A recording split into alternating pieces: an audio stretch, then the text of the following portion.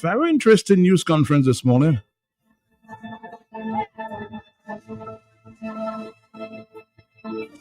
So this afternoon, I've decided to play that news conference because a lot of people said, Manta was kind of busy. I did not hear the questions. I did not hear some of the responses. So I'm going to give you a second chance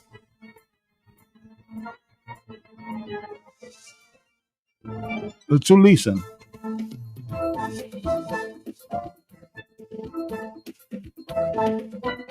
Prime Minister Roosevelt Skerritt,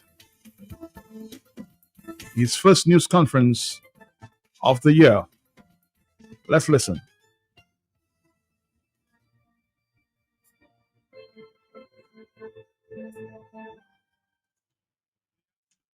Okay, we're gonna come back. Sorry about that. Sorry about that. We're gonna come back after this. Sorry.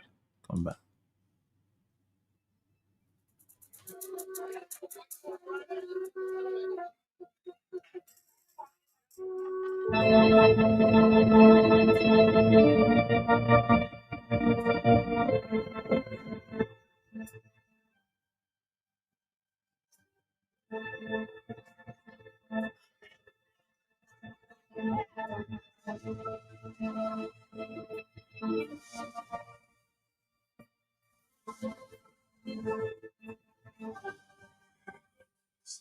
We did the press conference, and so I have to be with you in the time to the press conference. I want to thank all of you for attending. Officers, the media, without the media in the press conference, listening to always this press conference. I want to thank all of you. Let me take this opportunity to be there without the media. There's no press conference, and so I appreciate always making the time to be present. Let me also take this opportunity to wish all of you here today, as well as all of you tuned in, a happy and productive New Year. I will first comment briefly on the January 3rd, 2026 capture of Venezuela's president, Nicolas Maduro, and his wife, Celia Flores, by U.S. forces to have them face trial in the U.S. on allegations of international misconduct. Dominica, as always, is firmly committed to the principles of international law, multilateralism, and the United Nations system, and has a long-standing respect for sovereignty, territorial integrity, and human dignity. Dominica reiterates its call for the rule of law to be observed and for ongoing diplomatic efforts to ensure Venezuela's stability, good governance, democracy, and peace. Dominica remains steady, ready to support all such efforts. At this moment, our concern is for the well-being of the Venezuelan people. Political developments have real consequences for ordinary citizens, affecting social and economic stability, and in many instances, access to essential services. We therefore encourage restraint and actions which prioritize peace and the protection of human life. We are also mindful of the practical and immediate effects that regional developments can have. On January 3rd, for example, in the immediate aftermath of military activity in Venezuela, there were disruptions to some flight schedules in the region, which inconvenienced persons traveling to Dominica. We are pleased to note that these disruptions were short-lived and that flight operations have since returned to normal. Dominica is also attentive to the broader regional implications of instability. Our Caribbean region is closely interconnected through trade, energy cooperation, and migration. Developments in one country inevitably have ripple effects across neighboring states. It is for this reason that we place great value on regional dialogue and coordinated engagement. In this regard, Dominica continues to engage with our partners in Caribbean. We will continue to support efforts which promote dialogue among stakeholders and encourage solutions based on mutual respect and international norms. I understand and acknowledge the uncertainty and concern caused by these recent developments, and I assure the people of Dominica that this government will continue to represent your interests with diligence and care. As discussions continue at the regional and international levels, the government of Dominica will remain engaged, measured, and principled. We will continue to assess developments, consult with our regional partners, and act in a manner consistent with our long-standing foreign policy values. I will speak now about our U.S.-Dominica relations. I wish to provide a brief update on ongoing discussions with the United States of America, particularly in light of the December 16 proclamation announcing partial visa restrictions. Dominica has been engaged in ongoing dialogue with the United States on matters of mutual interest, and an agreement has been reached on one of the primary areas of collaboration. The United States and the Commonwealth of Dominica have entered into an agreement to facilitate third country refugees to be sent to Dominica to mitigate scenarios where the United States cannot return these individuals to the state of birth or origin. In our discussions with the State Department, there have been careful deliberations of the need to avoid receiving violent individuals or individuals who will compromise the security of Dominica.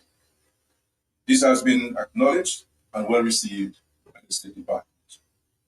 Given the importance of bilateral relations between the United States and the Commonwealth of Dominica, I, as Prime Minister and Head of Government, believe it is important to find key points of agreement and compromise between our countries. This engagement is based on our responsibility to safeguard the well-being of our people, particularly the access to lawful travel, education, employment, and family connections, while strengthening cooperation between our two governments.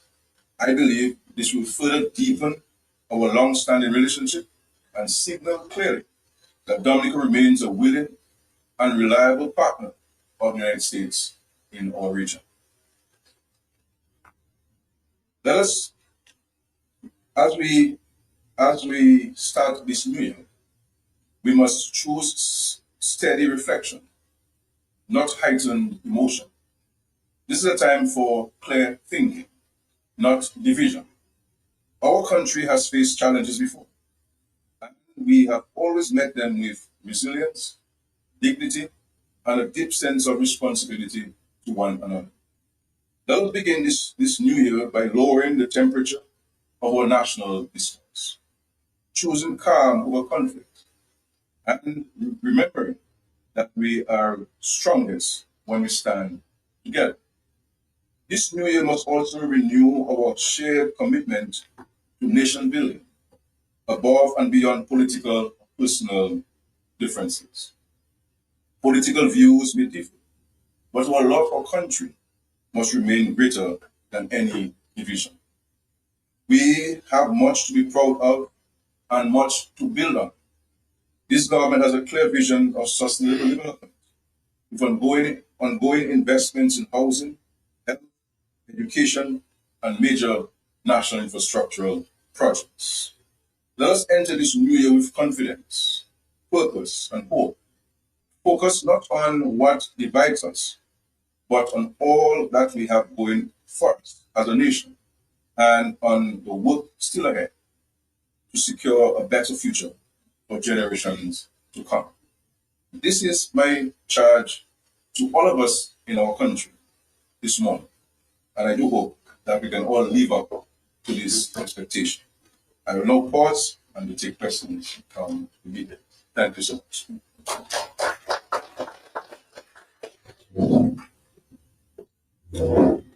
Thank you to the Honorable Prime Minister. We heard comments on the recent developments in Venezuela as well as an update on our relationship with the United States, and I will now open the floor for questions on these and other matters, starting with Carlisle John Baptist of Nature Isle News. Thank you very much, Madam Press Secretary. Prime Minister, a few questions. The U.S. indictment lists Maduro as a major drug trafficker. How concerned are you with these allegations? Also, the indictment states that the PDVSA was used in the transport of illegal drugs.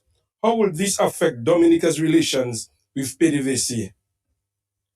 And my third question on the first round is, the indictment hints also that Caribbean politicians may be implicated in the matter. How worried or concerned are you about these allegations and the impact it can have on regional stability? I'll give you now.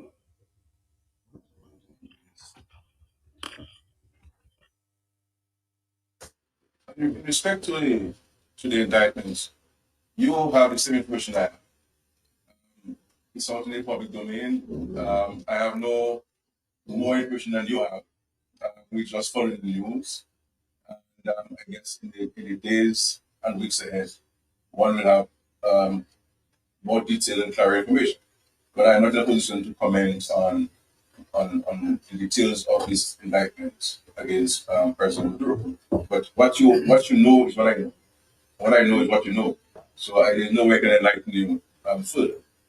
In respect to PDVSA and the allegations of this entity being used as a medium to engage in whatever illegal activities. And in respect to Dominica's relation with PDVSA, as you know, Dominic, like many other Caribbean countries, most Caribbean countries, entered into an agreement with Venezuela under what they call the Petro-Caribbean Agreement. And that agreement helps sustain the economies of all of the participating countries, including those that did not participate, because it helped bring in foreign exchange. It helps stabilize the price of petroleum products, from cooking gas to gas for our fishing boats and our vehicles. And so one cannot discount the tremendous impact of Petro-Caribbean on the agreement. But as far as our relationship with PDVSA on the Petro-Caribbean, it was transparent, it was above board. We never engaged in any illegal activities, any activities that contravene international law or domestic law or any regional agreements or international treaties. There's nothing to be concerned about or fearful about. This government has been as transparent as it would transparent itself. And I can say to you, without any fear of contradiction from anybody, this government has never engaged itself in any drug dealing, any illegal activities whatsoever. And we can stand and say this anywhere with a very clear face and a very sincere heart. You know our position on drug trafficking, you know our position on illegal activities in the country. There is no government in the history of this country that has spent more money on police and national regional security and ensuring that this country and this region remains a very peaceful place. And there are a number of things that I engage myself in as Prime Minister with our international partners where regional security is concerned, that I don't even share the cabinet because of their high sensitive nature. But I do these things because I believe it's important for me to do so as Prime Minister, to secure this country and to secure the region as a place that people can live and do business and visit in peace without fear of security. And so there's nothing, I know on social media it is hot and exciting, and all kinds of spurious things have been said, but the truth of the matter is, nobody can point fingers at the government on any matter. So. But we will not stand here and say that Petro-Caribbean was not put to government. Petro-Caribbean was a tremendous agreement to this country. Obviously, it got impacted dramatically after the sanctions were placed on Venezuela. So a lot of people do not know that the petroleum products that we've been selling by Petro-Caribbean have been from commercial agreements which we have with suppliers on international marketing. So we have not been receiving petroleum products from Venezuela for a very long time, except on a few occasions when we had a challenge of access to diesel, in particular, and petroleum products. And the president of Venezuela was gracious enough to make some special arrangements to get some much needed petroleum products to us in Dominica. But insofar as this agreement, there's nothing untoward, it's above board, and certainly we're not aware of any activities that were contrary to any laws or any treaties, insofar as it's concerned. So there's nothing to be worried about. Yeah. Anybody else? Yes, good morning. Morning. So what is, Prime Minister, what is Dominica's backup plan to keep fuel flowing if West Indies Oil or Petrocaribbean entities face sanctions or disruption? The second question is, the second question is, has the government assessed the sanctions and reputational risk to Dominica's economy and banking system from these fuel arrangements? And will the public see that assessment? In respect to the Dominica and facing any sanctions in respect to the Petrocaribbean agreement, I said we have not been receiving petroleum products from Venezuela for a very long time, for over 7 years or so, 7, 8 years, and largely because of the sanctions in Venezuela, and also the sanctions on ships transporting petroleum products from Venezuela. Petrocaribbean Dominica has been procuring petroleum products from the market, from different sources. From Sol, where LPG is concerned, we purchased from that, we purchased from Western Oil before, we purchased from NP before, purchased from, I believe, the other company that's there, and there are other regional companies that we purchased from, one based in Jamaica, there's another one based in the Bahamas, there's another one based in Barbados, registered in Barbados. So this is where Petrocaribbean has been buying their products for a very long time. So there's nothing to be concerned about as far as the citizens economic is concerned. With sanctions, there'll be no justifications for any imposition of any sanction around it in respect to this agreement on the Petrocaribbean. We've been very transparent, very much above board, and so there's nothing to be concerned about. I cannot speak to West Indies Oil, but I believe West Indies Oil will be quite possibly in the same circumstance as Petrocaribbean government. I think I would have answered your question. But you know, Prime Minister, that the chairperson West Indies Oil was stopped by U.S. officials. Are you aware of that, sir? And yes, you can research it. I'm not interested, chairman or the manager of West Indies Oil. I mean, if that's a matter for him and whoever else, so it's not for me to go and research something that's not going to impact my life tomorrow, today, or that of them going to be. But we have to be careful that we don't. I mean, the reality is there are hundreds, if not thousands, of people who are stopped on a weekly basis traveling to the United States. They pull you aside. You ask the question, what are you going to do in America? Why are you traveling to America so often? You have family in there.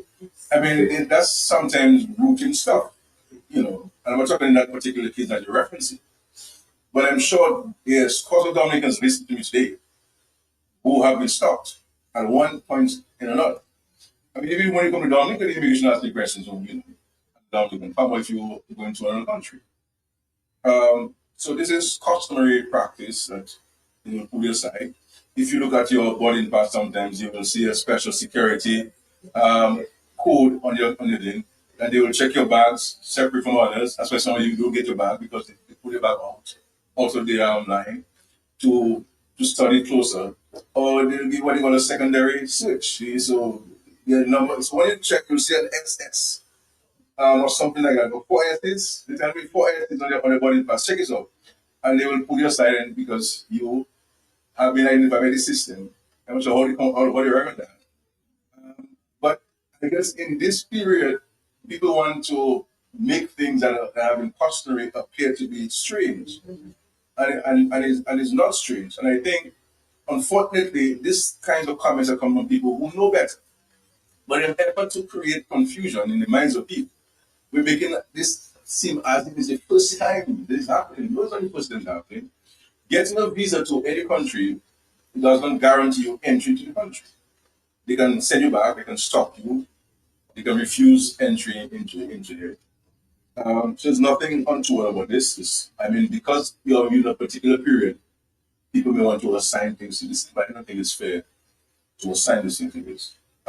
But insofar as sanctions and so on against Dominica, there's absolutely nothing, zilch, nothing whatsoever.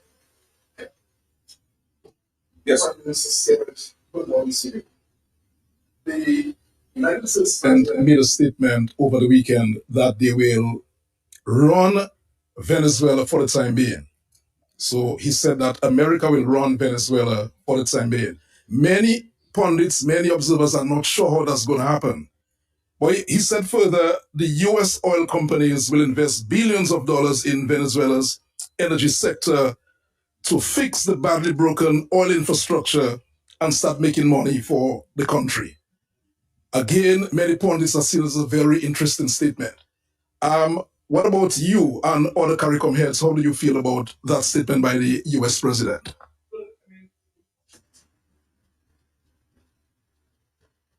I put it this way. Sometimes people interpret what I say or what Dominica says as being anti-America or pro-Venezuela or pro-this or pro-that. No. Dominica is a friend of all countries. We've never taken up any confrontation with any country. Even within CARICOM sometimes when colleagues say things about Dominica, you've never heard me publicly say anything negative about a prime minister or a president or a country. Never in all my years as prime minister. Because we wish to maintain good relations with every country. Now we cannot discount the fact that the United States has been our friend, and I've said so many times, the United States is one of the major contributors to our national security in terms of training, resources, etc., etc. Yes, I will tell the United States that I wish they could give us more because they can do a lot more in terms of investments in infrastructure, schools, and scholarships. On the other hand, too, Venezuela has been Dominica's friend since they will become an independent country. And since then, every successive government in Dominica has maintained good relations with Venezuela. So we cannot discount that. So we are friends of all and enemies of none. We respect countries' right to self-determine, to determine how they run their countries. We do not interfere in any country's internal affairs. Never do that. What we have been doing as friends of all, and in this case, friends of both, is to offer ourselves in whatever way they believe that we can work with them in enhancing their relationship or addressing whatever differences they may have. It is for them to decide whether the offer of assistance is welcome or there is a role for us to play. If they say there's no role for us to play, then we say thank you very much. No problem, we'll be there if you need us anytime. And so, I heard what the president of the United States said. I don't know the details of this. That's why I don't want to comment on this.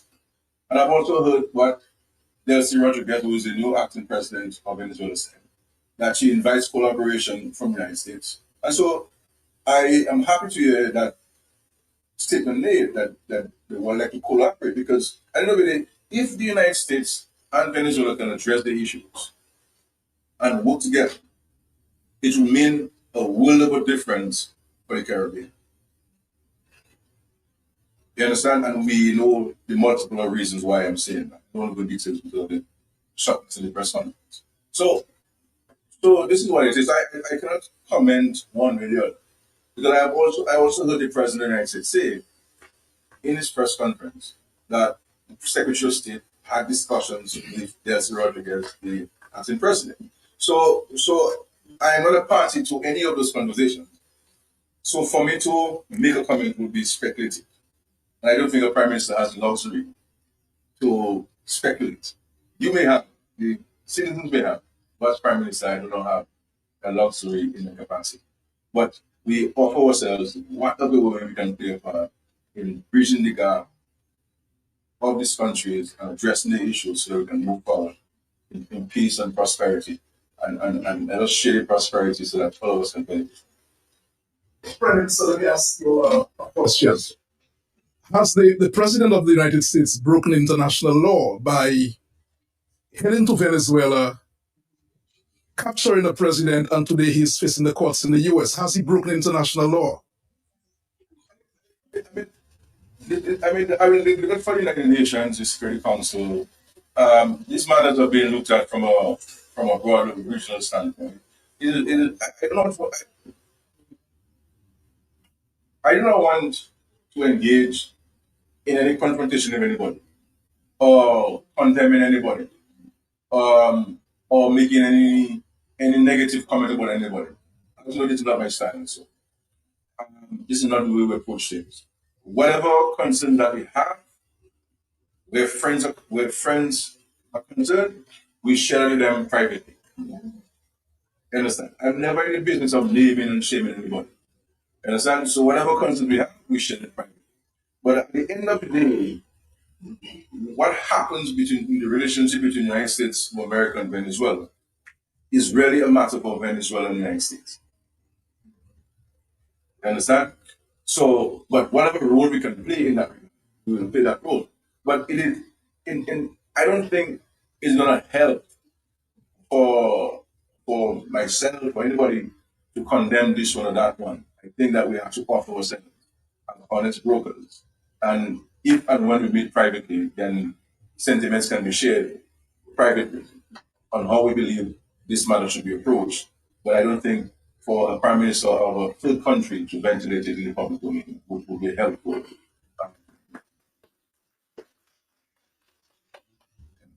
Yeah, you spoke about refugees. How soon we will see the refugees, and in terms of housing plan for them? And can you please tell us, if you by now will know, where will they be coming from? Also, just before, I also have a next question as it relates to students in Cuba.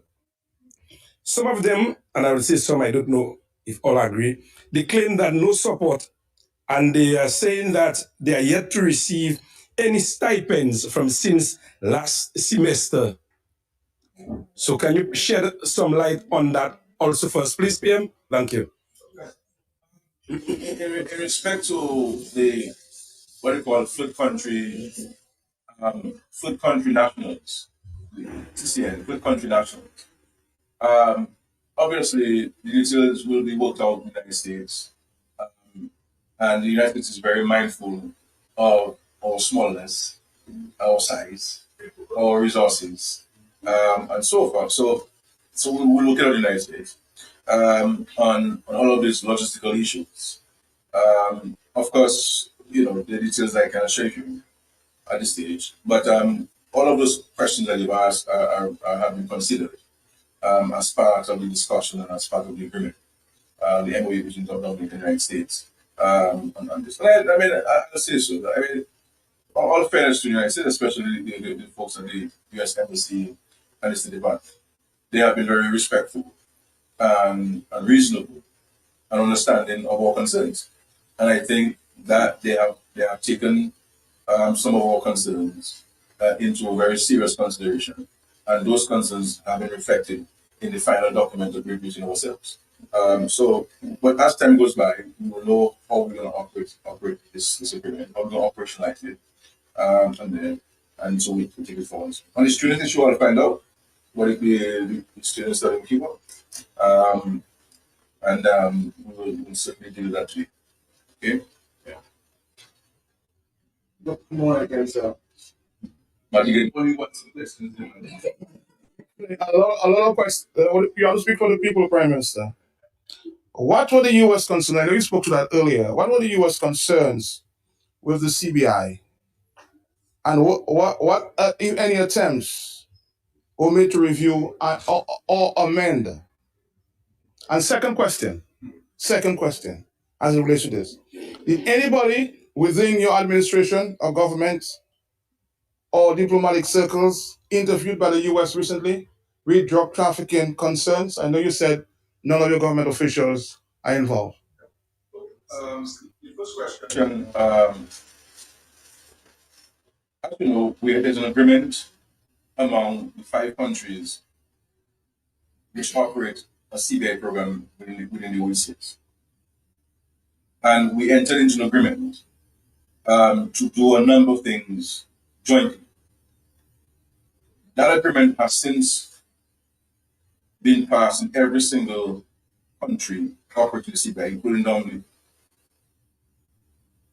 The United States government was heavily engaged in the process, and they were the most forthcoming in terms of their concerns, their suggestions, their engagement, both at the Treasury Department level and the State Department level, and also at the embassy level representing the State Department.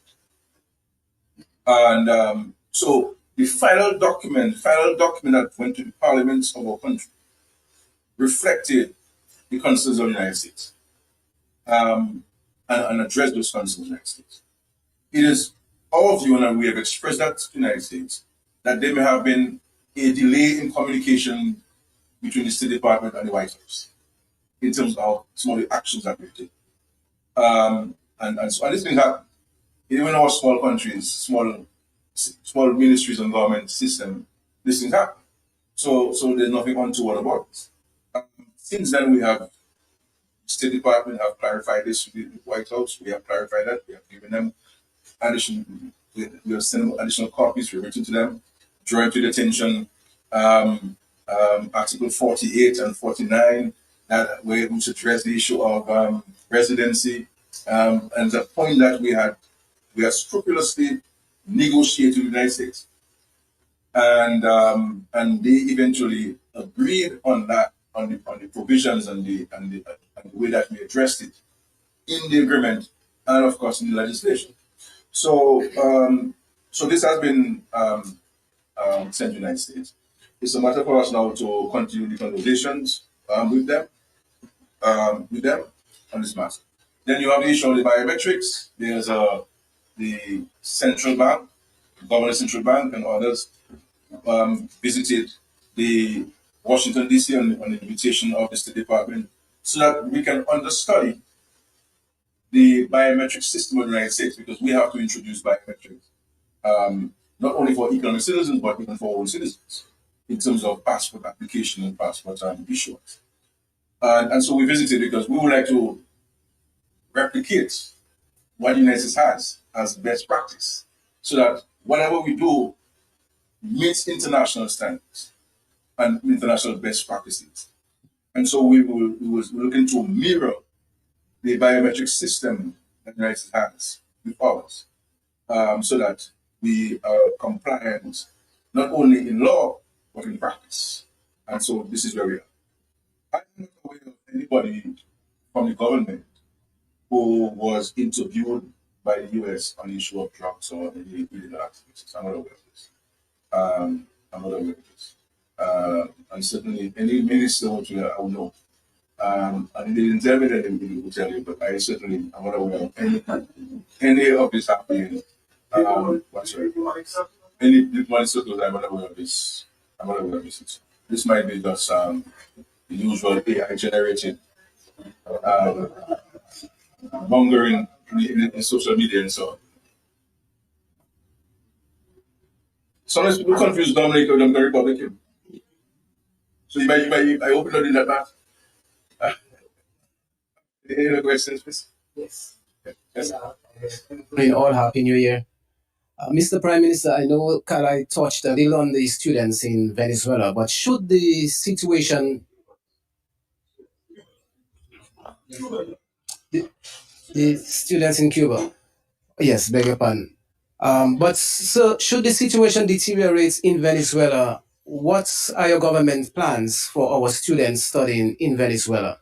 And secondly, what would you have for our Dominicans listening to you right now from You're- the various media platforms You're watching overseas? France. They want to hear something from the Prime Minister with regards to the country and the situation? Well, the last studies we had were medical students, and we transferred them over 3 years ago, and they completed the studies in Cuba. We don't have any students. Um, our our concern as a country is on the welfare and well-being of all the people of this. And our open prayer is that the matters can be settled prospect for you and to the they United can Nations. go over their lives like everyone else and enjoying the resources and enjoying life and children going to school and having a fair meal. This is all what it is. What I would say to Dominic is that even if we may have political differences, which we do, but there are moments in time when we have to stand in for the government. People believe that when something happens to Dominic, that there's an opportunity to precipitate a change of government and that they will come to government. I have seen these things played out in many countries where when you're in opposition, you say certain things, believing that when you come to government, you won't be confronted with the same things. And I've seen those parties in the government, unfortunately for me, I have not had the privilege of being in opposition. And I don't think I will. But the reality is that there are moments in time when you have to stand the country. You may have a natural disaster, you may have a pandemic, you may have an external shock. Right? Anything that happens that affects Dominic is not going to only affect myself as Prime Minister or the government that I have to honor. It will affect all of us. And so, if we have skills and talent, why aren't we putting it at the disposal of the state, of the country? And they say, look, you're confronting this challenge, I have some ideas. You understand? I have some ideas.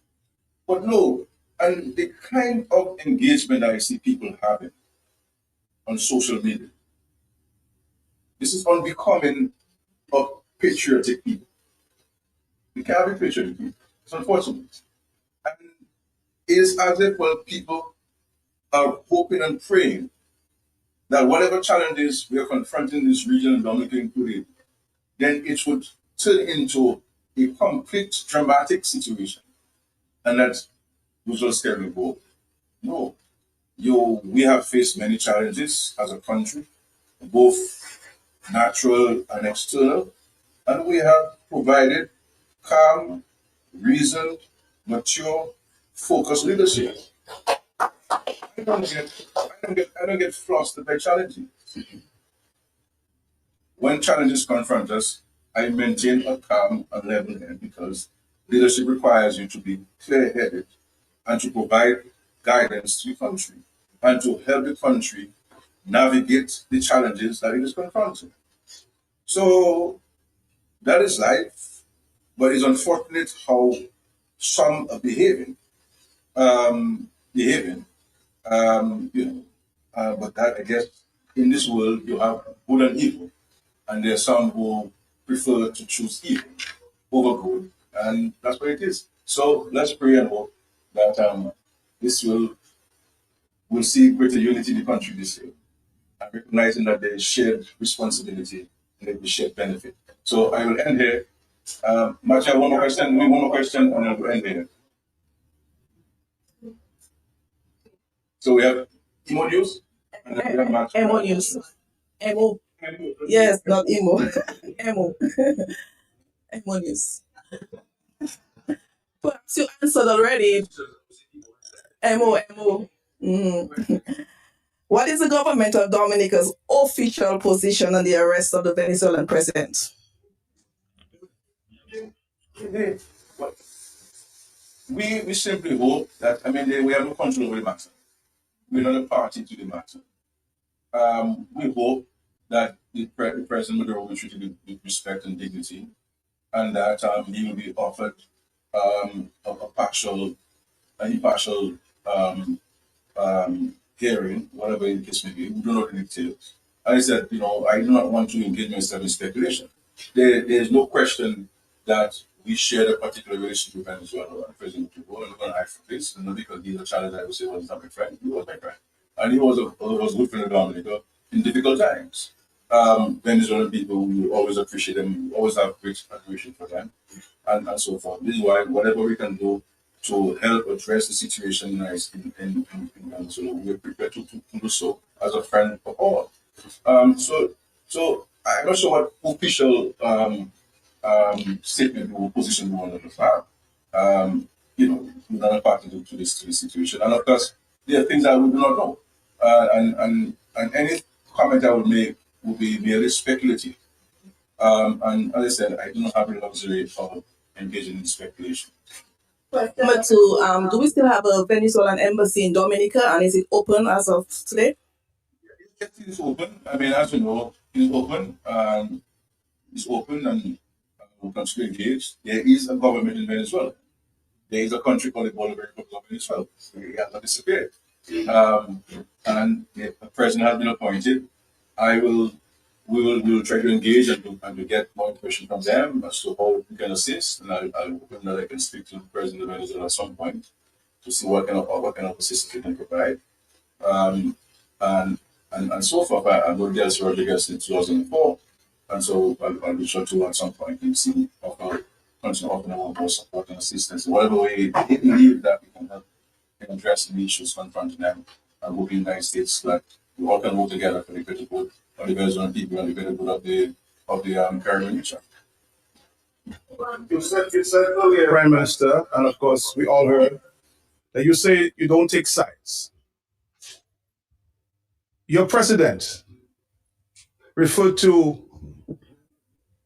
the United States as a bully in recent times in China. The world heard that interview. Prime Minister, what did you make of these comments there? Was she advised to say that? Was it scripted?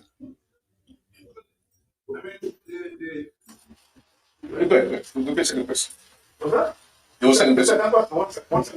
And Prime Minister, It has been said, and of course, Dominic has been following that story very closely. It has been said that you issued your son, Malik, with a diplomatic passport to avoid persecution or prosecution. What is your comment on that? Well, first of all, prime ministers, presidents, heads of state and government, their families, members of the issue the diplomatic passport to travel with them from time to time. Spouses of heads of government, heads of state, and even ministers are offered diplomatic passports. I want to say on this, I have never in my entire life of politics bringing politicians' families into my political discourse. Never. Never. And what is being done to my son is very unfortunate. Very unfortunate. It is hurtful and it's evil. But I pray to God that vengeance is not my vengeance, Lord. My son got involved into an accident. And you know, man, I did the program. My son was never charged. Right? Never charged. I don't get involved in any matter regarding the police. I never got involved in the police matter. Never.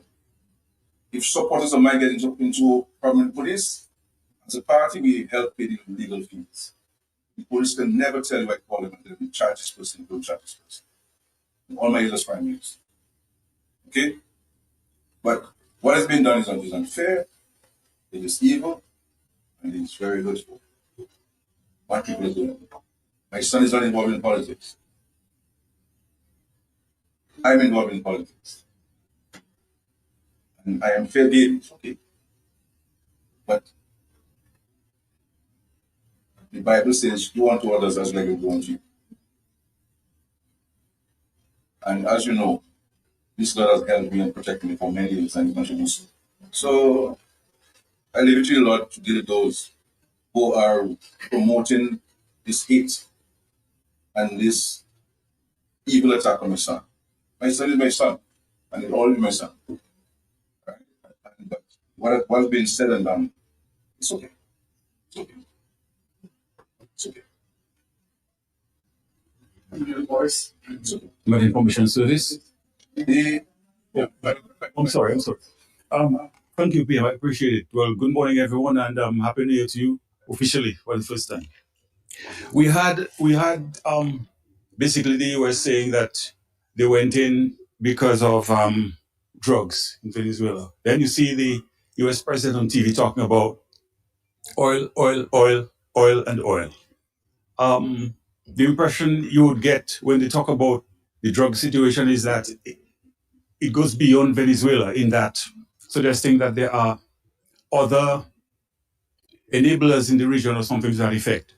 I just wanted to give you the opportunity to speak, if you wish, on the level of cooperation that we have always had with the US or in drug interdiction or regional security and so on. It was military intervention. What I will say on this matter is that I'm happy that the intervention was short-lived,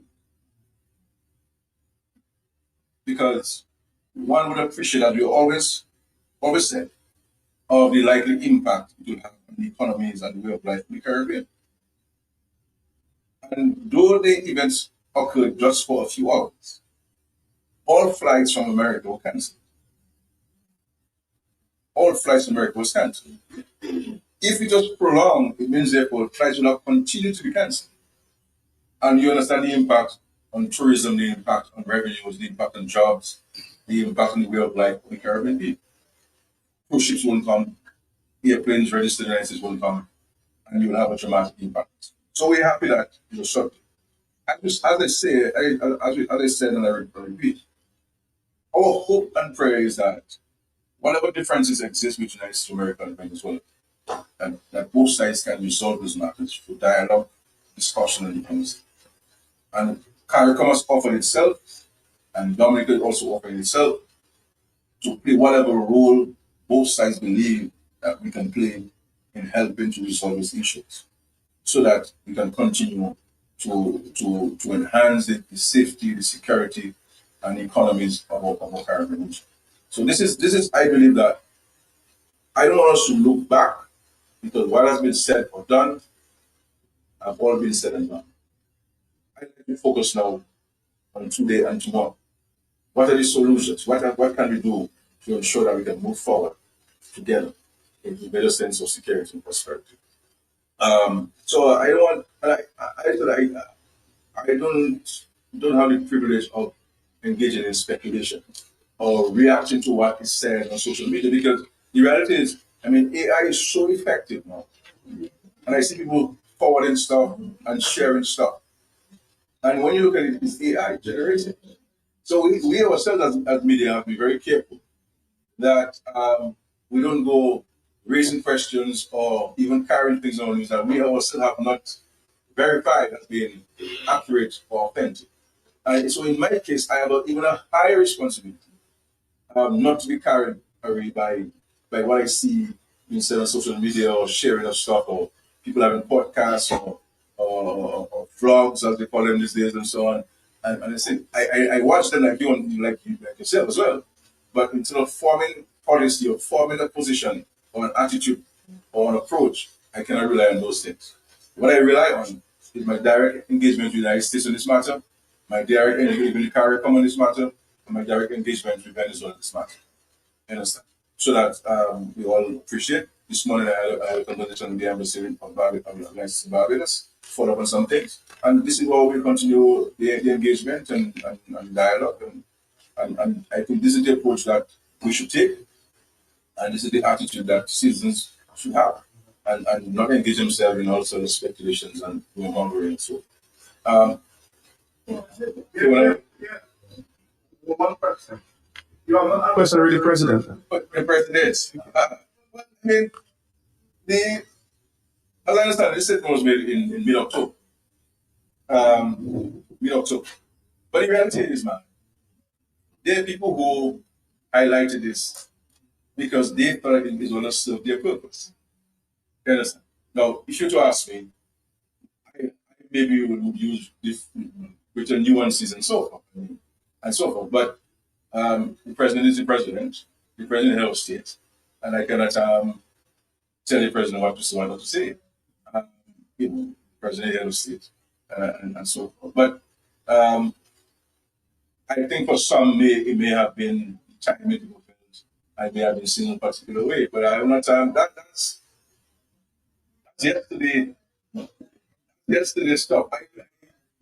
Today's Monday. All right. Thank you very much. Thank you, Prime Minister. Thank you to members of the media. Just an alert that we will be conducting a site visit to the airport construction site.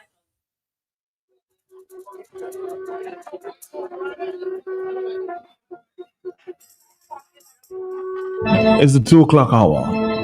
Good afternoon, Dominica. Good afternoon to you, and welcome.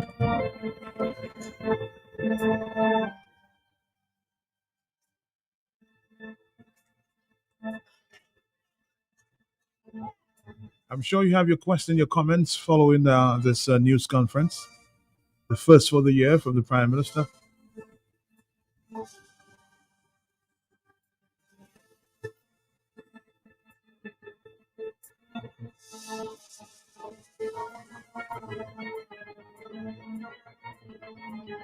It's a very sensitive subject for some.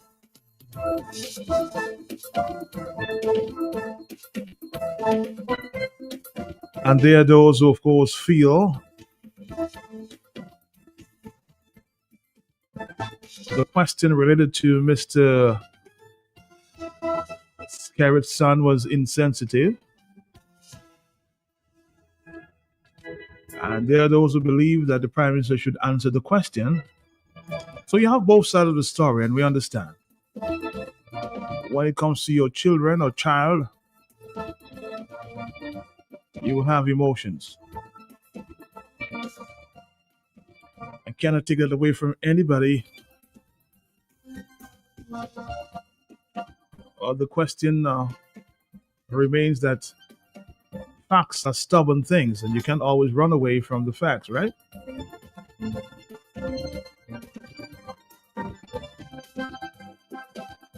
So I want to highlight that first.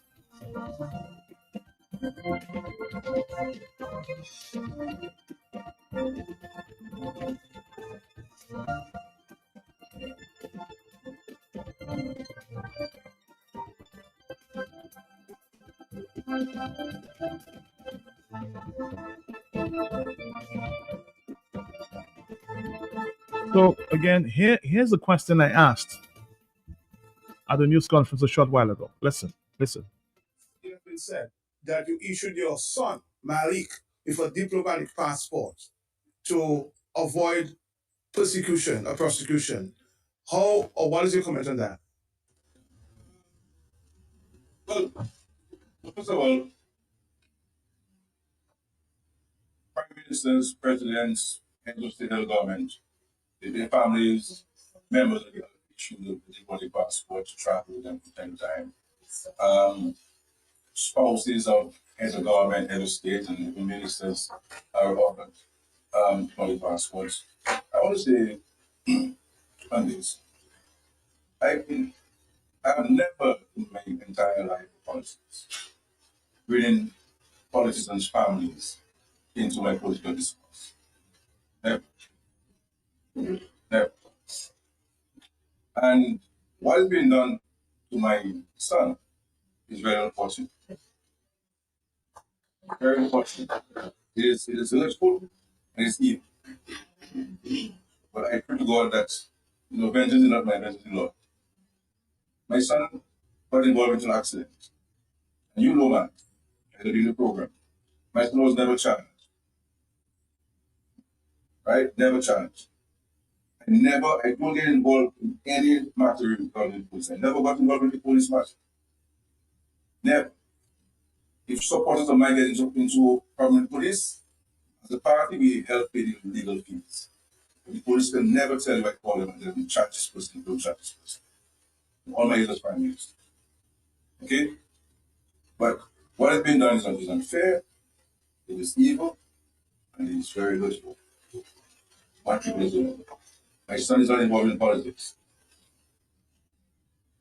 I am involved in politics. And I am fairly okay. The Bible says, do unto others as like you do unto you. And as you know, this Lord has helped me and protect me for many years and continues to. So I leave it to the Lord to deal with those who are promoting this hate and this evil attack on my son. My son is my son, and it's always my son. Right? But what's been said and done, it's okay.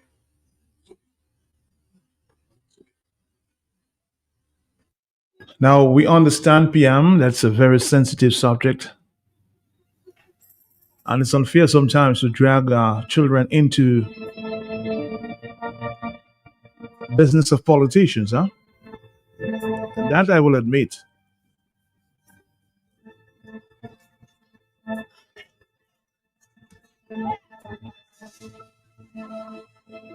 But interestingly, 5 minutes after I came from the news conference, I was walking down the road from the government headquarters. And I noticed this bus approaching me, like trying to say something. Somebody was trying to say something to me. So I slowed down. And the young man, the man, asked to give me a ride to Q95. He said, "Man, I need to talk to you. I want to talk to you." So as usual, given my style, I talk to everybody. I don't have any enemies out there. I soon found out, as I started that journey with this bus driver, I never knew that before, but I found out in that very minute. It was the father of cannot dress, they call him. And here's what he had to say. He was the man who lost his son. And immediately we struck a conversation. Listen to what he said. He was speaking specifically to your son. What is your reaction? What do you think? Just stop. Well, my reaction is I have no problem with the Prime Minister loving his son. I as a father, I have no problem that he loving his son. I know that my father must love their son. Mm-hmm. But what I'm saying, what about my son that died? My son. What about my son that died? He's a son that I was very close to, and I love him too. You understand? So what about my son that died? You understand? He said like that there's no charge of his son. Mm-hmm. I can understand. Okay, there's no charge of your son. So what really happening in Dominica? So when somebody die, so no trial of case, nothing is happening. That is my concern about. I want to know what is happening. Because you've been asking what is happening with your son. You've been asking that for a little while. Exactly. I want to know what is happening. What is happening? We need to come to us as parents, come to a conclusion. So you never met with the Prime Minister to discuss that? Well, we have never met to discuss that. We need to come together as a conclusion to discuss that. And I want that. So you want answers too? But of course, I want that to be resolved. I want it to be resolved. As I tell you, I have nothing against the Prime Minister. I have nothing against him. You understand? He's my Prime Minister. I have nothing against him. But I want that problem to resolve. I want it to resolve. I want him to come. Let us come together and let us discuss what we're gonna do. You understand? We need conclusion of that. There were allegations out there that you may or your family may have gone and paid for that. That is not true. That is not true. If I had get paid for that, you think I would be pleading all the time like that? If you think I get paid for that, you think I'll be pleading every time like that about that situation? You understand? Yes, the Prime Minister pay for his funeral. You understand? He paid for his funeral, but we being compensated. That is not true. If that was the case, I would not be pleading time after time. I want that thing to come to So you want that to resolve? You want to meet with the Prime Minister? Well, of course, I want it to resolve. As a Prime Minister, I have nothing against him. I have nothing against him. But as parents, you have to realize that my son was my son too. You understand? And we was very close. And I miss him, my son, very much. I miss him very. I can almost I cannot sleep in the night. Every time he's on my mind. He's on my mind. You understand? That thing is troubling me. I want that thing to come to a conclusion. Because I tell you, I have nothing against him. He's my prime minister. I have nothing against him. But let us come together as parents and let us close that gap. I mean, it's an accident. I know that it's an accident. Yeah. You understand? It's an accident. But I want us to come together as parents and let us close that. See what I mean? Both sides are grieving. So PM, you should meet with this man and try to get to, some, just my advice, bring some closure to both sides. Because both sides are grieving and are emotional. This interview just happened right after the news conference. The man was actually looking for me to express himself. So that's what I meant. We have to get all sides of the story. He's a grieving parent too. He lost his son. Hello, talk to me on the telephone. Yes, please. Yes, Mr. Percy. Yes, I did not hear much of what happened because the radio was giving it. I don't know if you see that. But get to the point because we don't have time. Yes, go ahead. But I know. But what I catch up is that the PM said that there is good and evil. That's what I understood you were saying. And I can recall not too long a person was preaching that, and he heard the person said that. So what I'm trying to say there, you have to learn to identify with wisdom. You have to learn to identify the good and the evil. But if the evil is existing all the time and it is overtaken there, so what are they doing about that? You understand? Evil is evil. When you call evil by its name and you call good by its name. And sometimes we allow it go. We know that. And sometimes we never do nothing about it, neither even pretend like it is existing. So I think they need to be speaking about it. Do something about it. Do something. Whether the other side they think when wrong is wrong, say wrong is wrong. When you're right. But sometimes we take a right, wrong to cover right. Thank you very much. All right, thank you very much. 449-3095-9697. It's a very sensitive subject. I understand both sides may be hurting, So please just try to resolve this moving forward. Hello, talk to me, yeah? One side is grieving, one side is scheming. That's what it is. Matt, you remember when Skerrit said that, I can't remember the year, election date is only he and Dimitri that know the date, and Dimitri cannot talk. Can you remember that, Matt? I remember that, yes. You remember a couple of years ago, Skerrit gave his son, the same Dimitri, to hand over keys to apartments, Matt. You remember that? Mm-hmm. So what Skerrit talking about, this child is never in politics, and that delusional lunatic, Matt, think he can fool everybody. Matt, is he an AI specialist, Matt? I don't think so. Do you know Skerrit is specialized in differentiating what is real and what is AI? I don't know that. Matt, do you know you can use real life stories and information and have it AI generated? I've heard that too, yes. Yeah, you can write a letter, Matt, and you just give it some AI flavor and have the AI reading your letter. That doesn't mean it's a fake story. So Skerrit have not the expertise to come and talk about AI. Matt Skerrit said something in the press. Let me be respectful to you and your listeners. And I was frightened. He said regional. What was the word? Regional mutual respect in the sense of the region and they respect each other. But where is the mutual respect for oppositions?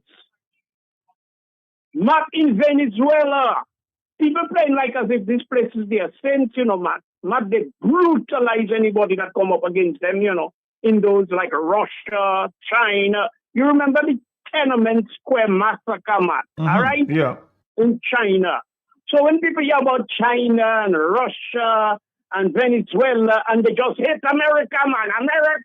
America is hell.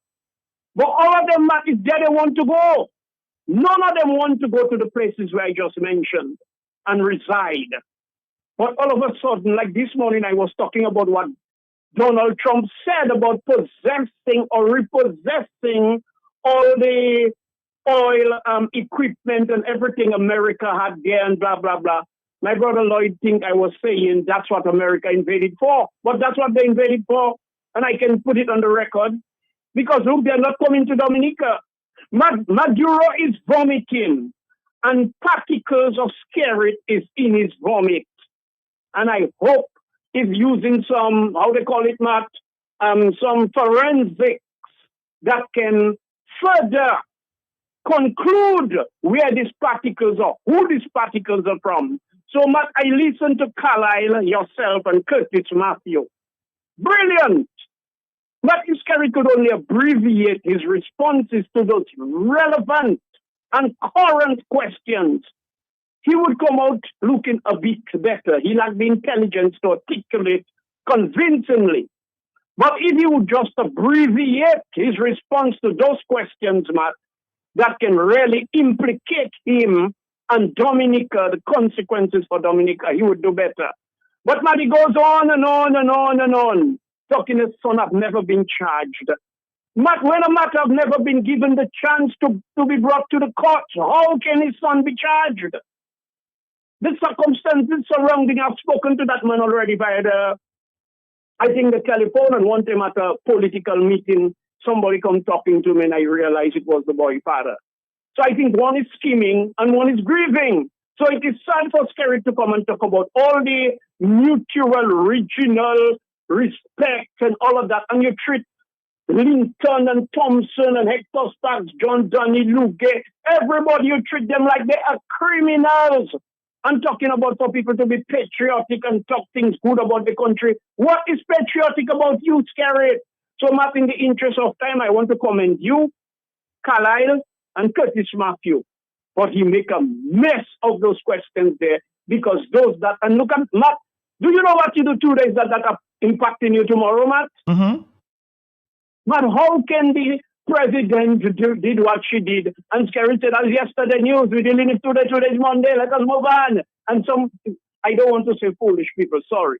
Some people in the background say, Matt, we do not know when we are playing with a grenade or we are playing with a cricket ball or a softball. Thank you. All right, thank you. Somebody says, Matt, what about him persecuting all these Dominicans that he said tried to overthrow him? Lies or lies? They've been dragged to court for over 7 years. Wasn't that evil? Oh boy, Mr. Skerrit, somebody's asking. The 449-3095, 96 and 97. Let's take another phone call. Has talk to me. Yes. Hello. Yes. Matthias, good afternoon. Good afternoon to you, sir. How you doing? I'm doing very, very well, Matt. Let me say good afternoon to your listeners as well. Matt, I heard you sort of laying down the framework for that kind of discussion this afternoon. And as a journalist, Matt, I realize and I recognize the kind of predicament someone like you can be placed in terms of bringing out the facts to light. And so on that note, Matt, I empathize with you. But Matt, where your profession is concerned, you should really and truly try to acquaint and bring out the facts to the best of your ability and let the chips fall where they may. Matt, let me tell you something. The fact is, a young man is dead as we speak. The fact is, Roosevelt Skerrit's son was one or is the person that was involved with another vehicle where that young man's death is concerned. And so these are two undisputed facts to be listened. And so when I heard Roosevelt Skerrit this morning in his very conniving, very cunning, very subtle and hypocritical stance, tell you, the people inside the room with him, about his son and about people must not drag people's children into politics. And he goes on and on with that kind of trying to gain sympathy from the public. Matthew SPLT, you guys should not fall for that. At the end of the day, your child or your children will be. Every parent should love their children, and that should be so. But if your child does something wrong, you have to be man enough as a parent to pull up your child, deal with your child, and if need be, pay the consequences of your child's action. And so I'm telling Roosevelt Terry, based on that father's grief, continued grief. It is an accident, yes, but there are repercussions, there are consequences for your son's action. He is clinging on the fact that his son was not charged. I did not hear you guys, Matthew SPLT, prolong that statement and ask Roosevelt Terry, was there a proper investigation that had gone on into that matter? Is there anybody standing in the way of his son being charged? And the list goes on and on and on. And so it behooves the police now, the high command of the police, to come to the Dominican public and clear the air through one of their press conferences and make the Dominican public know why Malik, the son of the Roosevelt Terry, was not charged. Matt, Dominica is in a very, very troubled position as we speak. And Roosevelt Terry, through his people say mess conferences, he is only putting himself in more murky waters, more sinking sand situation. And for the very first time, finally, for the very first time, in a press conference, what it is called, I have heard Roosevelt Terry cannot answer or choose not to answer about 70% of the questions posed to him. And to the Dominican public, that says a lot. I'll rest. All right, Lofty Duran, thank you very much. 2:21 is the afternoon time. Yes, hello, talk to me, yeah? Yes, good afternoon, Matt. Good afternoon to you. Thank you, Lofty. Good. Matt, this is the first time I heard all the reporters ask good questions like that. But I hear more I don't know where you are digging no yam. That is all I heard. But you all were good asking questions. Thank you. Thank you very much. 449-3095 again. That's a grieving father, just talking to me there on the way to Q95. Exactly. In this comment there, he was speaking specifically to your son. What is your reaction? What do you think? Just stop. Well, my reaction is I have no problem with the Prime Minister loving his son. I as a father, I have no problem that he loving his son. I know that my father must love their son. Mm-hmm. But what I'm saying, what about my son that died? My son. What about my son that died? He's a son that I was very close to, and I love him too. You understand? So what about my son that died? You understand? He said like that. There's no charge of his son. Mm-hmm. I can understand. Okay, there's no charge of your son. So what really happening in Dominica? So when somebody died, so no trial of case, nothing is happening. That is my concern about. I want to know what is happening. Because you've been asking what is happening with your son. You've been asking that for a little while. Exactly. I want to know what is happening. What is happening? We need to come to us as parents, come to a conclusion. So you never met with the Prime Minister to discuss that? Well, we have never met to discuss that. We need to come together as a conclusion to discuss that. And I want that. So you want answers too? But of course, I want that to be resolved. I want it to be resolved. As I tell you, I have nothing against the Prime Minister. I have nothing against him. You understand? He's my Prime Minister. I have nothing against him. But I want that problem to resolve. I want it to resolve. I want him to come. Let us come together and let us discuss what we're gonna do. You understand? We need conclusion of that. There were allegations out there that you may or your family may have gone and paid for that. That is not true. That is not true. If I had get paid for that, you think I would be pleading all the time like that? If you think I get paid for that, you think I would be pleading every time like that about that situation? You understand? Yes, the Prime Minister pay for his funeral. You understand? He paid for his funeral, but we being compensated. That is not true. If that was the case, I would not be pleading time after time. I want that thing to come to So you want that to resolve? You want to meet with the Prime Minister? But of course, I want it to resolve. As I promise, I have nothing against him. I have nothing against him. But as parents, you have to realize that my son was my son too. You understand? And we was very close. And I miss my son very much. I miss him very much. I cannot sleep in the night. Every time he's on my mind. He's on my mind. You understand? That thing is troubling me. I want that thing to come to a conclusion. Because I tell you, I have nothing against him. It's my prime minister, I have nothing against him. But let us come together as parents and let us close that gap. I mean, it's an accident. I know that it's an accident. Yeah. You understand? It's an accident. But I want us to come together as parents and let us close that. Well, I hope this discussion, I have sent that interview to the necessary persons, and I'm hoping that they could facilitate that discussion. Let's take a break, Dominica. We'll come back right after this. Thank you. For farming supplies. So I ask you, what are you doing inside Bloombox? You have a farm? You tell me, that's how tell sort. I've been married 37 years. Look at my money farm. They say, no, not woman, like land for farming crops. And then you understand, Bloombox is the most affordable on island. Knapsacks starting at only $57.71. Elsewhere, it's $300 plus. Cutlass seeds, seeding trays, nursery pots, sales of potting mix, all at way better prices than anywhere else. Fertilizers, 3-in-1 multi-tool, and so much more. Located on Federation Drive, Goodwill. Second property on the right after the Valley Link Road and on the corner of Drury Lane and Hanover Street in Rosal. Bloombox. Let's bloom together. The romance begins from the very first sip. Treasure the rare, inviting richness found in our light wooden notes with a hint of vanilla.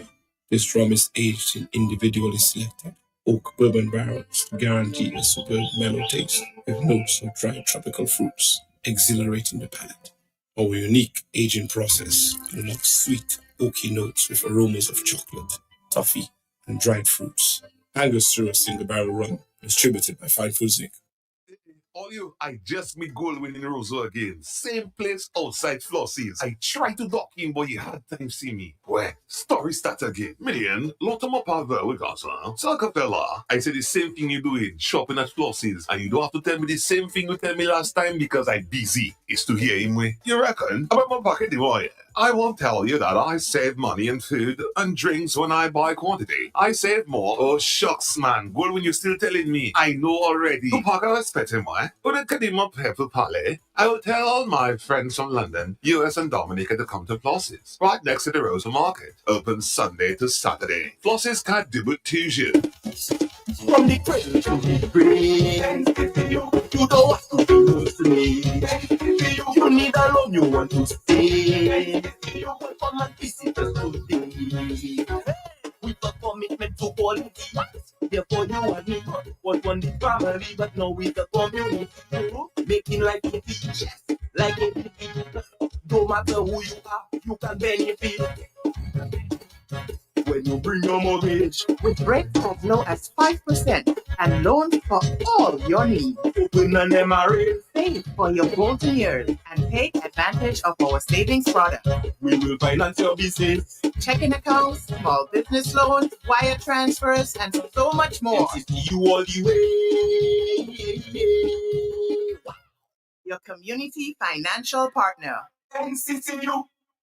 Exciting news from AutoTrade. Incredible savings are here. Take advantage of AutoTrade's Thrifty Thursday promotion. Mark your calendars. On the last Thursday of each month, AutoTrade is offering up to 20% off items throughout the store. Yes, 20% off. But wait, here's more. Keep your eyes peeled for our exclusive Deal of the Day offer, bringing you even bigger discounts on select items. Whether you're looking for car accessories, maintenance essentials, or just browsing for a great deal, we've got you covered. So be sure to swing by AutoTrade every last Thursday. At AutoTrade, it's more than a vehicle, it's a relationship. Terms and conditions. News, Dominica Do It Center is now even closer to you with the opening of Do It Center Express, conveniently located on Cork Street, right next to Fresh Market. Get all your home improvement essentials fast with everything from tools and paints to home decor and more. Plus, enjoy the same great service you know and trust. Now, just a quick stop in the city. Visit us today at Do It Center Express, your partner in home improvement, now closer than ever. All right, Dominica, we're back. We're back. And of course, all the questions are still coming in. All the phone calls still coming in. All the comments, voice notes. Hello, talk to me. Yeah? Mm-hmm. What's going on? Good afternoon. Hi there, man. How you doing, bro? Mm-hmm. Boy, Matt, every time Scary having this press conference, but people always get clapping on this kind of thing, man, and this kind of thing. That's not nice, boy. People always clapping those things, and the other always saying, "La bat come out look for this way." Don't go them ways out. That's all I have to say, bro, this afternoon. All right. The people you hear clapping in the background are more his ministers and government officials. I don't think there's any public, any person in the public he's supported by his ministers and government officials. That's all I can say at this time. For 4930959 and 97. Hello, talk to me. Yes. Are you there, caller? Yeah, greetings, greetings, brethren. Greetings, Dominica. Greetings to you. My brother, with that situation with the Prime Minister and his son, I mean, I understand Malik might, we don't want to, put him in a bad light, but the situation happened. Don't the vehicle have insurance on it? If it's a government vehicle, don't they have insurance? So that there should compensate, that money should compensate the family of the individual that succumbed to that accident. You know what I'm saying? And if it was my son or your son, we wouldn't be able to fly out of the country. So that was his privilege. He had to fly out of the country. But it is what it is. All I'm telling the Prime Minister, right now, Pont Duvin have a Duvin point. All I'm asking him, since America is in control of Venezuela, he got to do something. Get rid of the Chinese in Dominica. Because I'm telling you, the population of Dominica is more in America than China and Venezuela. So Dominicans will go more for America. You understand what I'm saying? Because that's where we at right now. Well, we are not in China, so he should. He's a prime minister for the people. So he should go for what the people want. And we want to get the Chinese out of Dominica. And let's do for self and kind, my brother. Peace and blessings. I'm listening. Peace and blessings. I suspect, it's going to come some time when we have to take one side or the other. Venezuela or the Chinese at some point, given all the geopolitics taking place at this time, we may have to take a side. Hello, talk to me, yes? 44930. Someone is saying call the commission, ask the questions, but the police is in the spotlight. Ask the police what is the status of the investigation. Why wasn't the young man charged? Contact this Commonwealth of Dominica Police. Ask the police what is the conclusion of that investigation. 44930959697. 231. Talk to me. The matter never was tried in court. Skerrit is saying his son have never been tried. What are your influences? When Skerrit say you never call police and say who to charge and who not to charge. Skerrit, we know the game. I would not be that stupid to call a police. Matt, would you, Matt? Mm-mm. You use your influence. You use your tentacles and the far-reaching tentacles and influence the matter. Norma Dairampo, you remember Norma Dairampo, Matt? Of course. Who never got justice for us. And so some people can kill your children and they will walk. And when it's other poor people children, they die in police custody, Matt. On 2 occasions in Lica Dominica, you have 2 young men who were killed, let me not say killed, they died in police custody.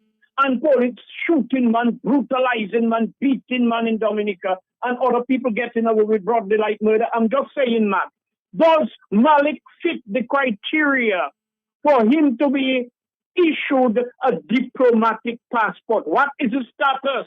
Matt, how old is he now? About 20, Matt?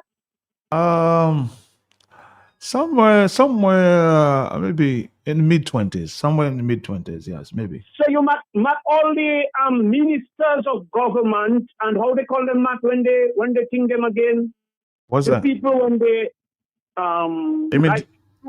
the lady from Salisbury could get 2 of them. How did us get them? The senators? Senators, all the senators, all the government ministers. How do you, at what time and when, or how do you issue diplomatic passports like it's Balau?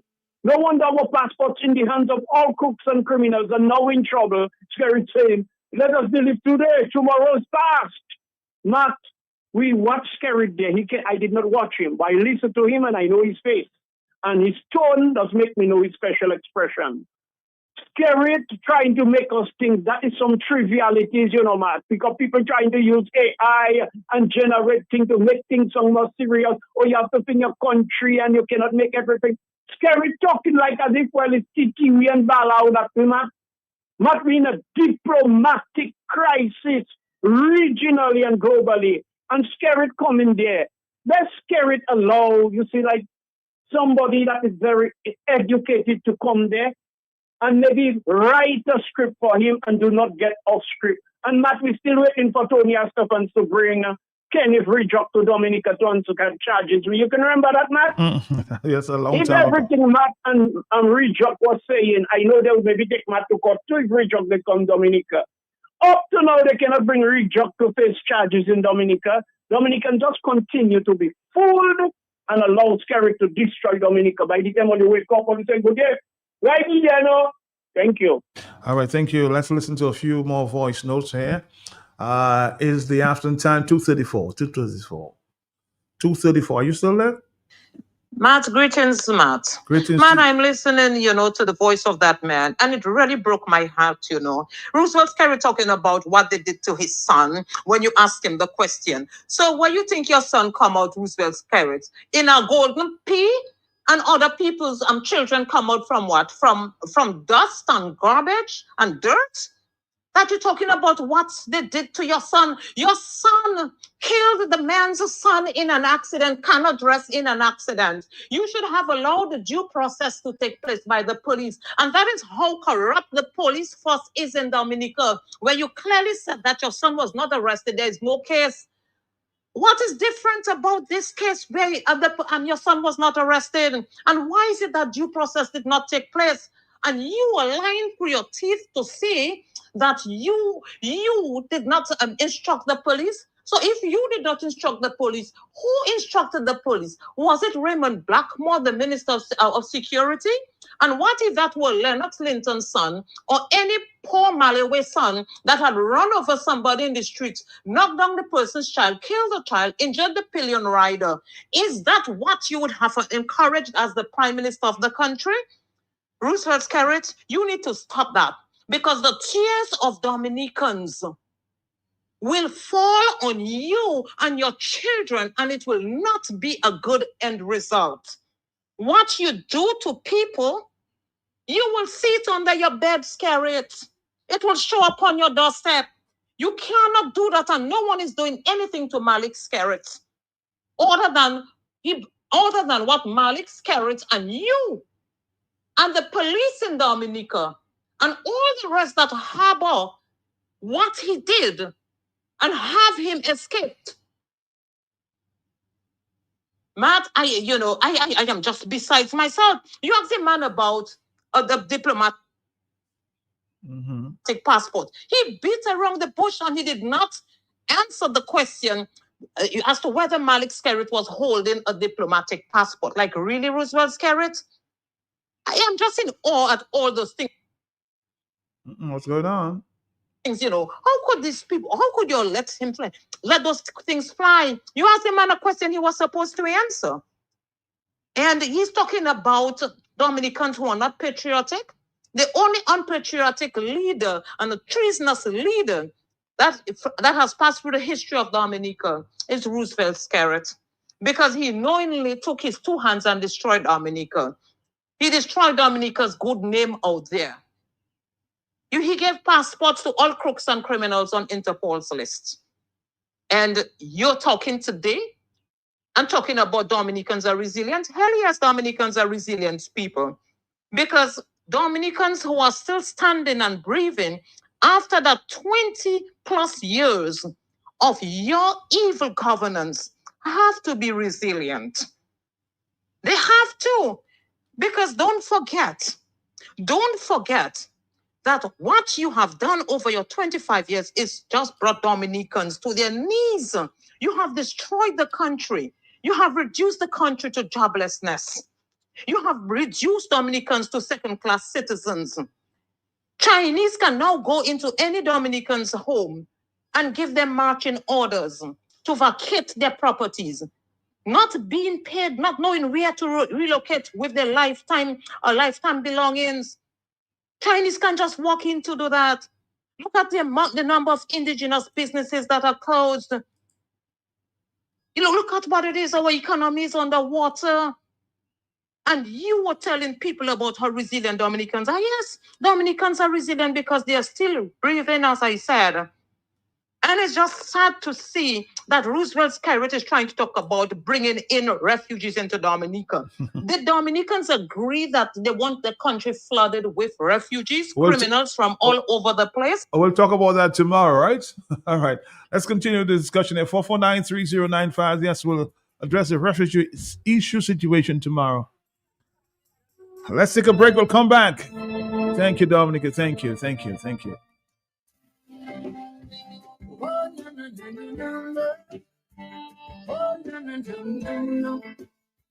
It is our first WNQ show for 2026, and we continue to engage with our local, regional, and global Q family listeners and friends of Dominica at home and abroad.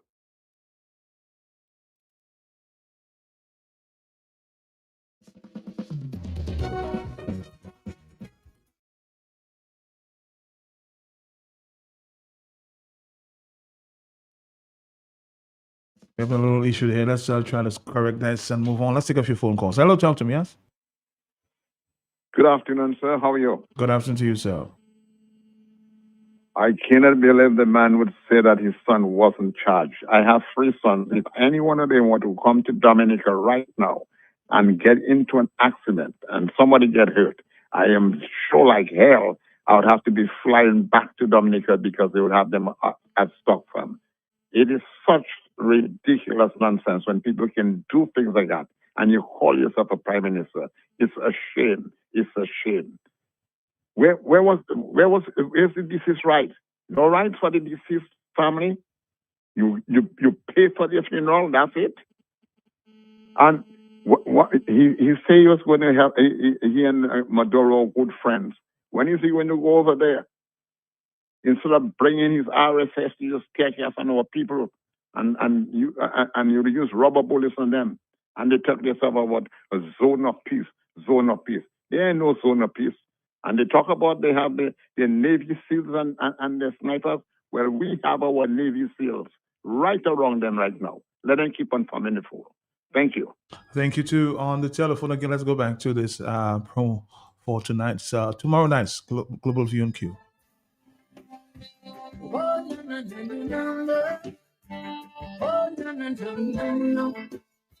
It is our first WNQ show for 2026, and we continue to engage with our local, regional, and global Q family listeners and friends of Dominica at home and abroad. With me Tuesday night is Justice Dr. Irving Andre, Social Scientist Simeon Joseph, Pastor Dr. Randy Rodney, Mr. Claudius Sanford, retired ASP Nicholas George, and former Dominica UN Ambassador Crispin Gregoire. We will discuss national security and administrative accountability, crime and small arms proliferation, border security and police integrity, societal norms and tolerance which breed crime and undermine social stability and national security, and the implications for Dominica and the Caribbean of the U.S. invasion of Venezuela. So here are some issues and questions that we hope to deal with. Is there effective national security and accountability in Dominica? Is crime and small arms proliferation now rampant in Dominica, considering there were 24 homicides in 2025? Is there a problem with border security and police integrity in Dominica? Have societal norms and tolerance in Dominica been fostering crime and undermining social stability and national security? Do the government's policies reduce gun proliferation? Has the government held anyone accountable for importing drugs? Has enforcement of gun legislation in Dominica been successful? If not, why? What is the way forward? Is the government willing to take the guns from the little snipers? Is gun violence being used to intimidate persons opposed to the regime? However, as we begin, we will briefly look at the implications of the U.S. invasion of Venezuela and the capture of Venezuelan President Nicolas Maduro and his wife. What does governance of Venezuela look like going forward? Who is now in charge in Venezuela? And what are the implications for Dominica and the Caribbean? So tune in Tuesday night, with Global View on Cube, 8 to 8 p.m. for more.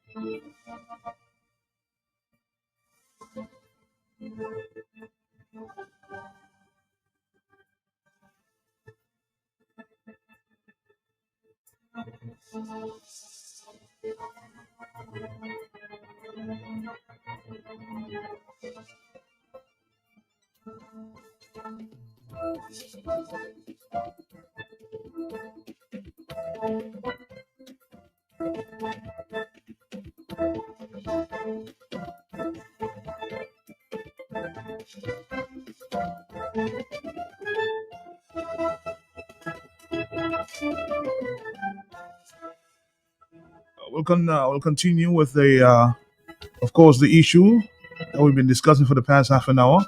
Just want to give you a quick update. I've been told this doctor charged in the courts for attempted murder, and that issue has been set for match.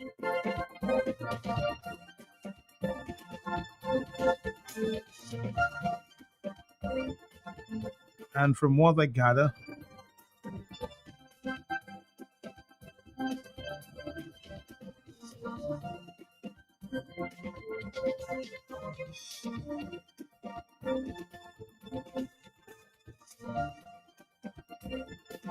the doctor has been remanded until the 31st of March, 2026. So you see, some people are prosecuted. The doctor has been remanded in custody until March 31st. Maybe he may make a court appearance for bail, but for now, he's been remanded to the state prison until March 31st, 2026. What a situation, huh?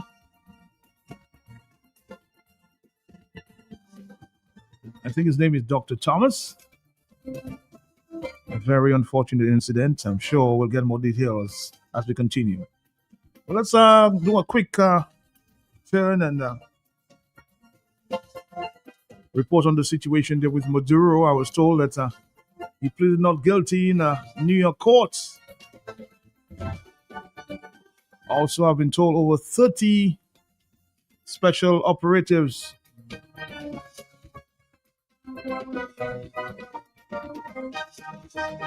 Cuba intelligence officers guarding President Maduro were killed.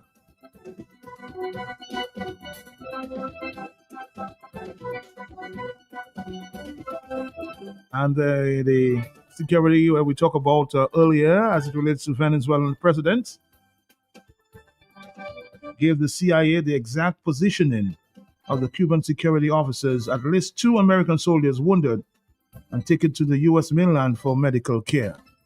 So over 32 or over 30 Cuban intelligence officers guarding President Maduro were killed. So we spoke about intelligence. Some people said it was AI this morning when we disclosed. Now we're hearing the truth that the Cuban government itself is revealing that over 32 Cuban intelligence officers guarding President Maduro at the time were killed. We have Mr. Crispin Gregoire at this time to give us an update. How are you doing, Mr. Crispin Gregoire? How are you? I'm good. Good afternoon, Matt, and good afternoon to your listeners. Very revealing information as it relates to this Cuban intelligence officers. That's correct, Matt. You're reporting correctly. The Cuban government has confirmed, and they put out a statement that 22 Cuban soldiers, I guess soldiers, intelligence officers, but I prefer to call those the intelligence officers, the security men who the Cuban government had made available to President Maduro at his request to guard him. Of course, we know we now have a better insight on what transpired, that the Venezuelan security officers are the ones who betrayed President Maduro, and the Cubans were all killed. And you know, their positioning, as you rightly said, was disclosed to the CIA, and so they knew exactly who to eliminate as they came in. And it's a very unfortunate situation, but that is the reality of war. We are at war, and of course, the Cubans were supporting former President Maduro. Well, some people say he's still the president, but he did appear in court, Matt, here in New York today. Yes, and I can give you a little update. Give me an update there quickly. Yeah. Yeah, so he appeared in court around 12 o'clock today. He said he's not guilty. He pleaded not guilty, and so it was his wife. The two of them were in court. And then he said, and I should quote, he declared himself innocent and that he's a decent man. And he said, and I'm quoting, I am innocent. I am not guilty. I am a decent man, the president of my country. And so he was making that. This is his first appearance on narco terrorism charges that the Trump administration used to justify to capture him.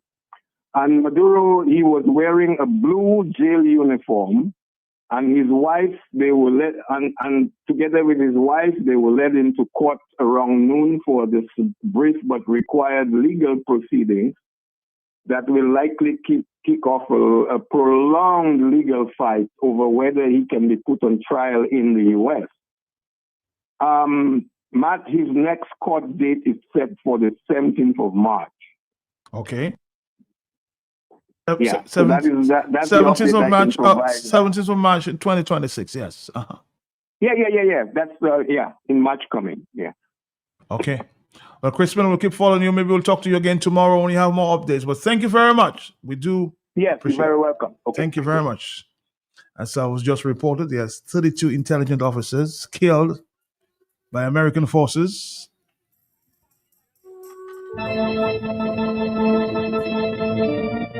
Can you imagine that, huh? Somebody's asking me, who's that doctor? Well, he was in court this morning. I think it's Mr. Thomas, Dr. Thomas, from the Kalinago territory.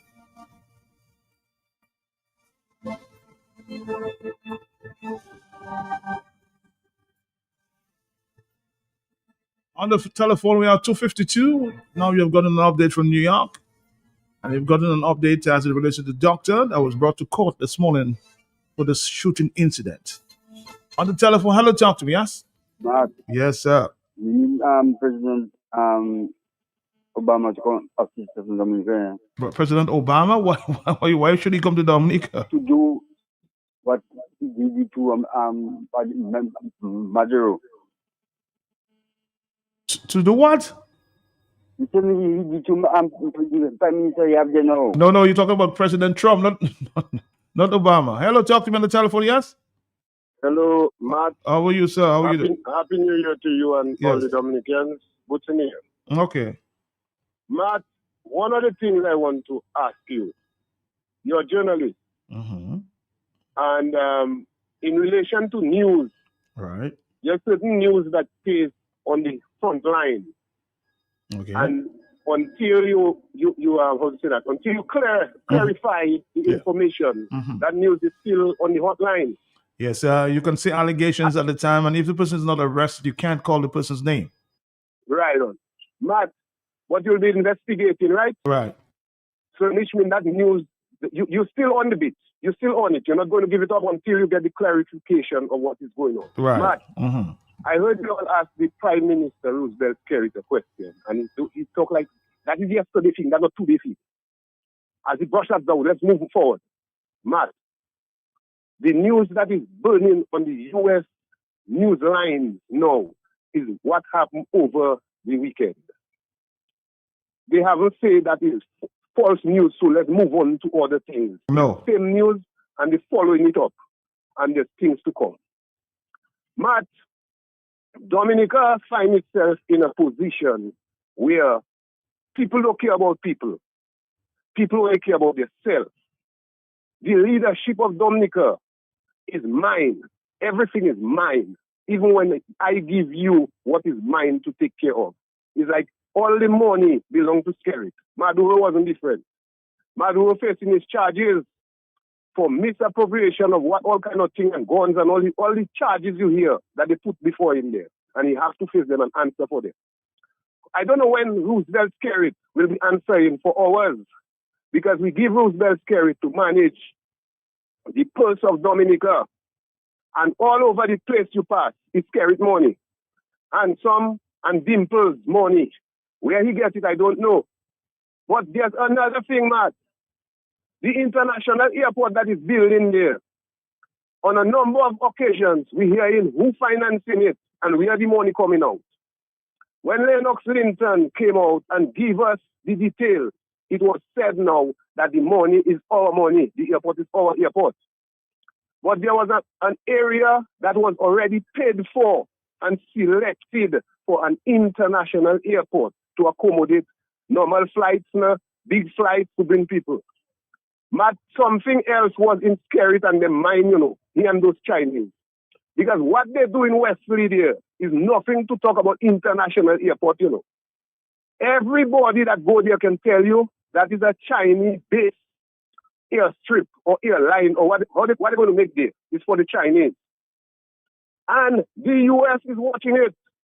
I want President Trump to do the same thing he do in Venezuela, to send the CIA down there to check what was going on, and then CIA set the plan up, send them to see the airport, because I suspect that airport was a setting up to attack America in their own backyard. So while people talking and saying, oh, we will be affected, we've been affected already. The whole of Roseau sell for Chinese. All of the big places that poor people used to sweat for their children, it's sell for Chinese. When it will affect us more already? They shoot down Salisbury. Matt, I am saying President Trump is taking an action. And the people of Dominica, in the interest of Dominica, invite President Trump to send the CIA to Dominica. We have matters for them to put in their books and for them to file those kind of charges for us. That is boots in the air, first for the year. All right, caller. Thank you. Thank you.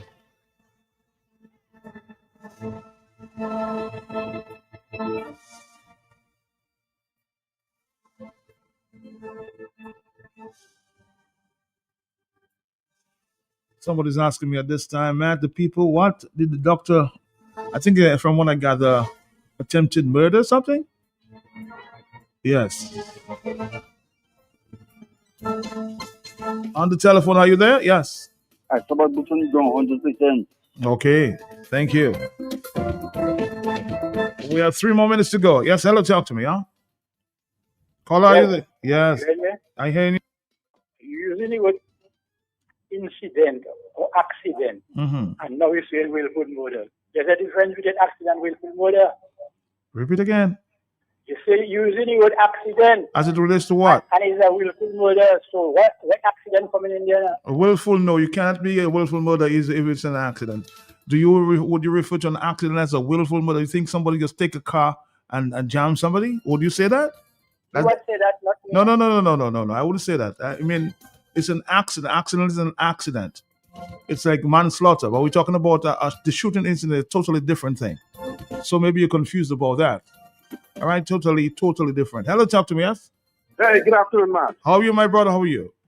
I am good, I'm good. Matt, I listened to Trump after this Venezuela thing, and he said, no lives were lost. It was a very smooth operation. No lives were lost.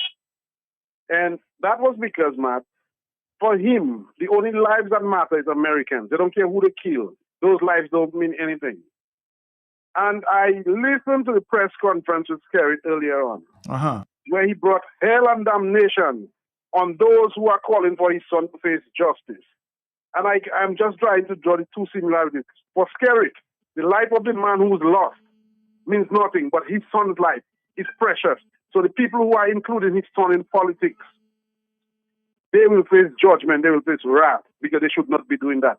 Matt, if you're working today, who do you expect to reap the sweet of what you're doing, Matt? My children. It is your children.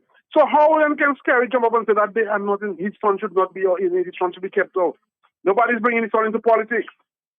His son is being, we are saying that his son should face the same justice that everybody else is facing. His son cannot go to court if his son was not charged.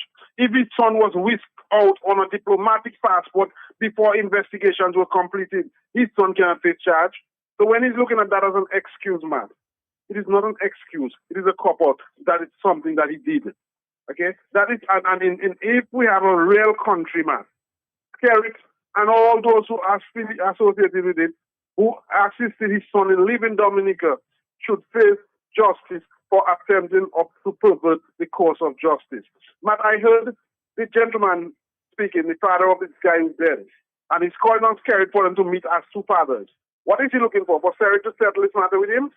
I guess so, to have a father-to-father discussion. I don't support that, Matt. No, if you remember, he said Skerrit paid for the funeral.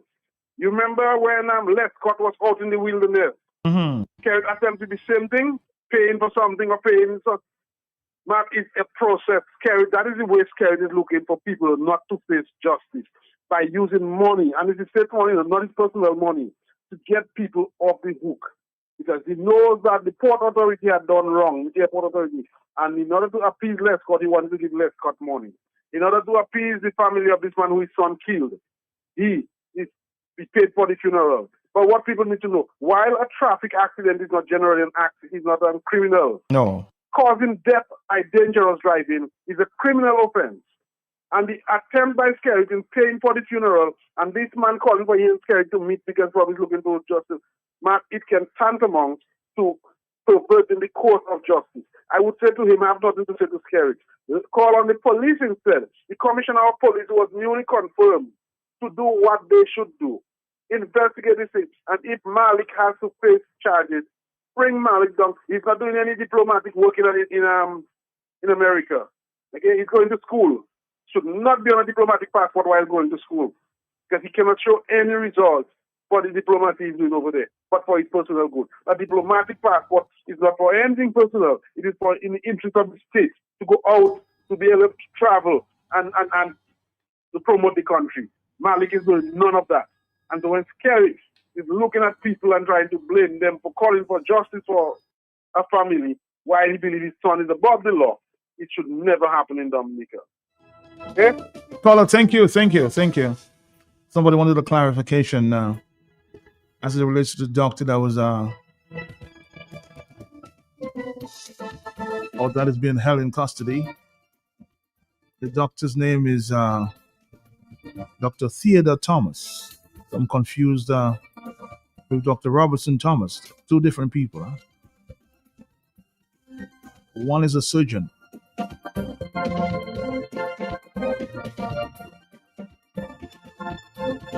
3:03, we have a few minutes. We will, of course, wrap it up in a while. Hello? So much information coming in there. You have to be swift to pick up all of the information coming in.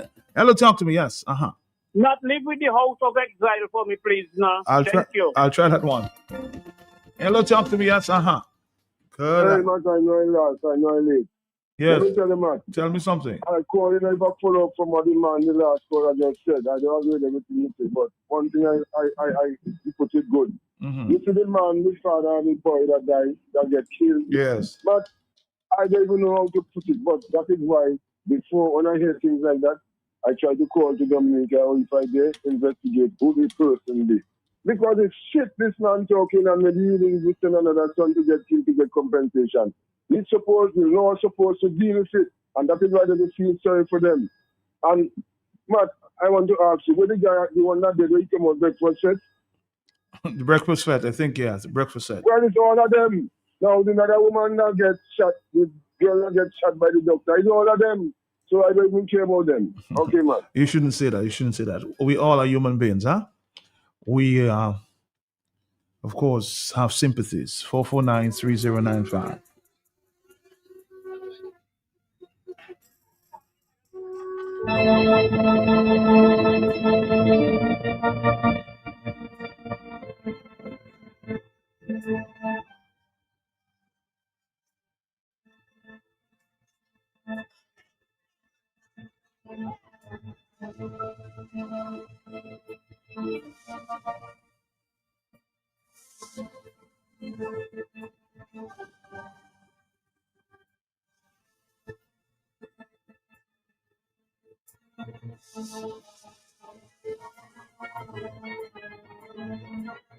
So we'll talk about refugees tomorrow. The Prime Minister said that we may have to accept some refugees. So there's a deal for refugees. People come to Dominica. So we'll talk about that tomorrow. Before we go, let's take one phone call and wrap it up for the afternoon talk on the block.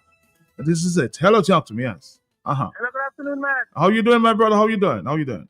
Matt, I'm good. Matt, I listened to the Prime Minister's news conference, Yes. conference, and it is very sad that Prime Minister Roosevelt Skerrit continue to lie to the Dominican people. Matt, the opposition tired, make themselves available to bring ideas to work with the government to transform Dominica's economy. As early as recently as last week, Dr. Thomason Fontaine was on one of his radio programs offering himself to the government to assist. Yet this man said today, persons that are criticizing his administration are not making themselves available to help, man. But this man talks about his son was not charged, man. That type of accident that happened where somebody dies, he could mash up. A charge should have been brought by the police, but the police department in Dominica is under the supervision and control of politicians. And the speed with which the gentleman was moved from the country suggests a cover-up. But the Prime Minister tells us his son was not charged. The Prime Minister lie again and say that we bring in his son into politics. As one of your callers said earlier, this man does be on television, not even privately, on television, giving keys to apartments, giving packages after Maria. This man told us, the Prime Minister told us, that his son, when his son starts to make children, he will leave government. Matt Skerrit told us that he was going to leave government. Yet he tells us, after the date passed, he tells us he's not going anywhere. But he's claiming that it's people that want him to leave. Skerrit have admitted to himself that it's time for him to go, but he refuses to go. In respect to the question of the president, he distanced himself from the utterances of the president because he realized that is not between America and Venezuela. That is between America, China, and Russia. And his president put herself in it, and he take out himself and says, he is the president. He can't tell the president what to do. But I have felt that we are in a deep hole. And the only how we can get out of the hole there is to remove this administration. But I felt that Roosevelt Skerrit brought in his wife, his salary, the money. So 2 government salaries going in one place. But he tells us it's us that bringing his son into it. But the Americans not making joke, Matt. The Americans do not only pick up the president, did not only pick up the president of Venezuela. They took the documents, the laptop, and all kind of things. They have Mr. Skerrit's phone number. They will ask him some questions. Matt, I remember, I don't want to be long. I remember when they was renovating the Mensvin Hall Airport. Venezuelan jet used to come in middle night. offload thing and move out. When security guard was going to check, they would just get a phone call, stay away from that aircraft. The Americans going to get to the bottom of this. Mr. Skerrit, you're trying to wash your hands. It's too late. You have to step aside, and I hear people keep saying about you mustn't interfere in sovereign countries and all them things there. So who are going to come to rescue the people when dictators put an iron grip, jail people, put people on trial falsely? The 90% of opposition figures in this country are on trial. Even ordinary civilians, farmers are protesting for the road. They're on trial. We need help. That is why the Americans becomes the world police to some of us. We need help, and they come in and talk nonsense, man, about internal affairs. Don't interfere with internal affairs. We need help in Dominica because people like Roosevelt Skerrit that uses the resources of the state for one set of people to benefit, uses the police to pick up one set of people. Those things must come to an end. And we're sending out a message to Mr. Skerrit. You can still leave. You promised the Dominican people you was going to leave last year.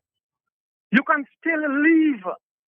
Somebody say we should make arrangement to make you don't take much jail, Mr. Prime Minister. But yes, if you leave now and save the country from the deep hole you have plunged us in, we can talk. But you need to go, Mr. Prime Minister, because things are terrible in Dominica. Thank you very much.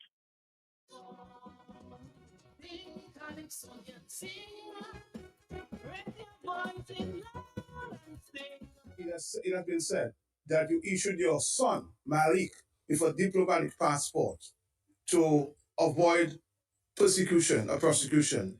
How or what is your comment on that? Well, first of all, prime ministers, presidents, heads of state and government, their families, members of the issues of diplomatic passport to travel with them from time to time. Spouses of heads of government, heads of state, and even ministers are offered diplomatic passports. I want to say on this. I've never in my entire life of politics bringing politicians' families into my political discourse. Never. Never. And what is being done to my son is very unfortunate. Very unfortunate. It is hurtful and it's evil. But I pray to God that vengeance is not my vengeance, Lord. My son got involved in an accident. And you know, man, I did the program. My son was never charged. Right? Never charged. I don't get involved in any matter regarding the police. I never got involved in the police matter. Never. If supporters of mine get into permanent police, as a party, we help pay the legal fees. But the police can never tell you I call them and they'll be charged this person, don't charge this person. All my years prime minister. Okay? But what has been done is unfair, it is evil, and it is very hurtful. What people is doing.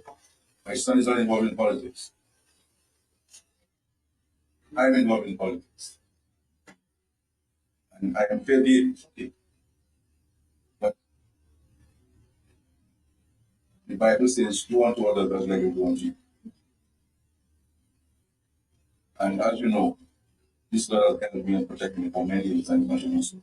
So I leave it to you, Lord, to deal with those who are promoting this hate and this evil attack on my son. My son is my son, and it will always be my son. Right? But what's been said and done, it's okay. It's okay. Prime Minister in this government, he was speaking specifically to your son. What is your reaction? What do you think? Good stuff. Well, my reaction is I have no problem with the Prime Minister loving his son. I as a father, I have no problem that he loving his son. I know that my father must love their son. Mm-hmm. But what I'm saying, what about my son that died? My son. What about my son that died? He's a son that I was very close to, and I love him too. You understand? So what about my son that died? You understand? He said like that, there's no charge of his son. I can understand. Okay, there's no charge of your son. So what really happening in Dominica? So when somebody die, so no trial of case, nothing is happening. That is my concern about. I want to know what is happening. Because you've been asking what is happening with your son. You've been asking that for a little while. Exactly. I want to know what is happening. What is happening? We need to come to us as parents, come to a conclusion. So you never met with the Prime Minister to discuss that? Well, we have never met to discuss that. We need to come together as a conclusion to discuss that. And I want that. So you want answers too? But of course, I want that to be resolved. I want it to be resolved. As I tell you, I have nothing against the Prime Minister. I have nothing against him. You understand? He's my Prime Minister. I have nothing against him. But I want that problem to resolve. I want it to resolve. I want him to come. Let us come together and let us discuss what we're gonna do.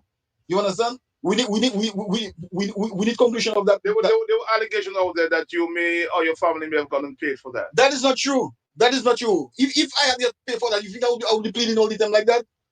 If you think I get paid for that, you think I'll be pleading every time like that about that situation? You understand? Yes, the Prime Minister pay for his funeral. You understand? He paid for his funeral, but we being compensated. That is not true. If that was the case, I would not be pleading time after time. I want that thing to come to So you want that to resolve? You want to meet with the Prime Minister? But of course, I want it to resolve. As I promised, I have nothing against him. I have nothing against him. But as parents, you have to realize that my son was my son too. You understand? And we was very close. And I miss my son very much. I miss him very. I can almost I cannot sleep in the night. Every time he's on my mind. He's on my mind. You understand? That thing is troubling me. I want that thing to come to a conclusion. Because I tell you, I have nothing against him. He's my Prime Minister. I have nothing against him. But let us come together as parents and let us close that gap.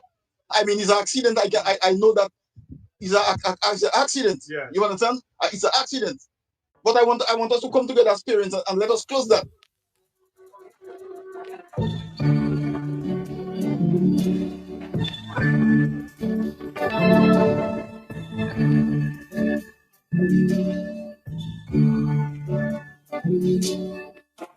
It's a day of feasting and a day of famine. Day of sadness and a day of joy. You could see in your day of feasting. Life is just a little daylight toy. So you did when you least expected. You always thought you were well protected. And now you feel like a fish out of water. So now you're wondering what's the matter.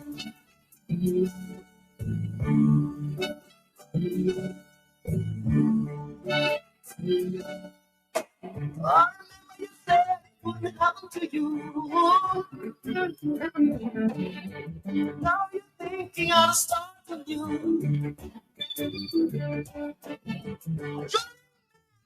That is strong. You had been born, but you wouldn't take heed. Everything creation must obey a law. It's true in what is indeed.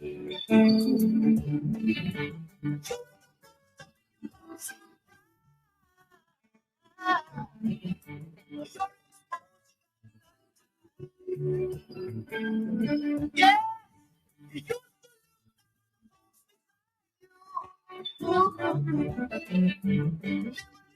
You would have come down to.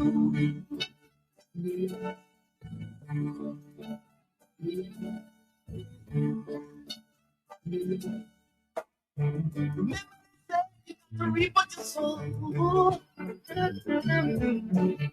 Simple truth, everybody knows. Wanna have some big life. Watching you now on your last line. Wanna have some big life.